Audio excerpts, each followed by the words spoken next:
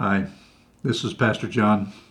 I decided to forego the scripture verse for today and just talk a little bit about what today is really about.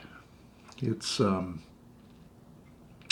it's one of those days like after you've experienced your own grief or your loss that's been significant in your life that you spend trying to figure out what grief is and living in a dark cloud. For the disciples, they had witnessed the burial of Jesus. They knew he had died, and this was a loss for them. In fact, they questioned themselves and questioned the teachings of Jesus. Who is he really? He promised just in the upper room that he would never leave them. I don't think they really comprehended what was happening. They knew the story. They knew that Jesus was going to die. He promised to be back with them, and yet, where are they? They're in their rooms with the doors locked, the windows barred. They're afraid. They're grieving. It's a dark day. And I think this space between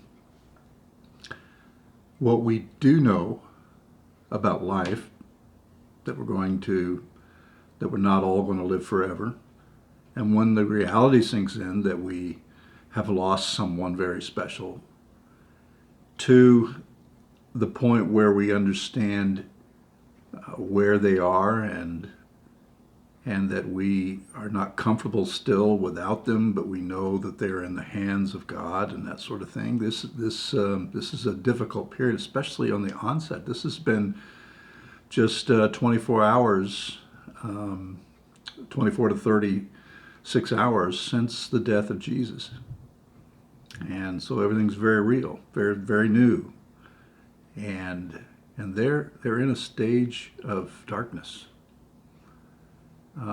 In my tradition, Saturday was Black Saturday. It was the absence of all things. Even if we trusted and believed that things were going to get better, it just doesn't seem real. We can't put our handle on it. I think about the people who have lost a loved one during this virus and wondering, when everybody says we're in this together and everybody says, this will soon pass, we'll get back to some semblance of normal. The reality is normal has changed, and we've got to figure out a way to move forward. After having said all that, I can't wait. I can't wait till Sunday. I can't wait to see what Mary saw, what Peter and John saw, the reality of the resurrection. And that is the hope that all of us have. In spite of death, Jesus would never be with them physically forever, even after his resurrection. But he left them with something spiritually good, something deep within them that would be good for them. We can't understand that now, but someday, when we have passed through this age, we'll understand the reality of what heaven and God's preparation for us is like.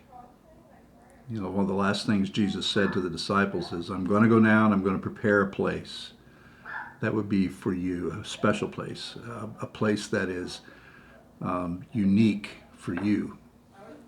And that was the blessing that he left them, but still couldn't get their heads around it, especially during the time of grief.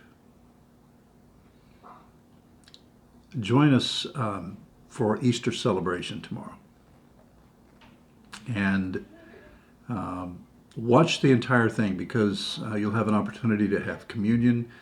You'll have an opportunity to listen to the story of the power that Jesus brought over death and what he offers to us. And if you have people in your family that are non-believers, bring them into the service, because it's pretty straightforward gospel. And I hope that you'll join us. Have a blessed day. Be safe. Take extra precaution. Don't lock the doors and bar the windows, but be extremely careful. God bless you.